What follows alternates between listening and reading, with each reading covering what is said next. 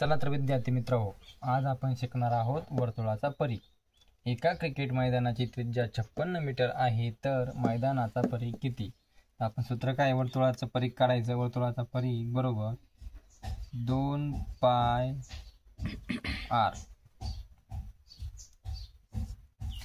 मग पाय काय आपला 22/7 गुणिले 2 गुणिले 22/7 गुणिले त्रिज्या म्हणजे किती 56। हे झालं आपलं उदाहरण।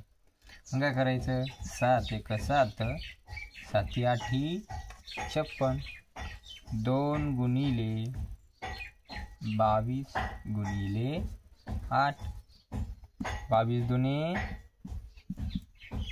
44 गुणिले 8 बरोबर, मग काय येईल 8 चोक 32, हातच्याले 3, 8 चोक 32 आणि 3 35, 352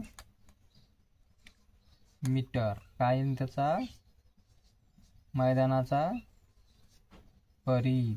अशा प्रकारे तुम्ही वर्तुळाचा परीघ काढू शकता। धन्यवाद।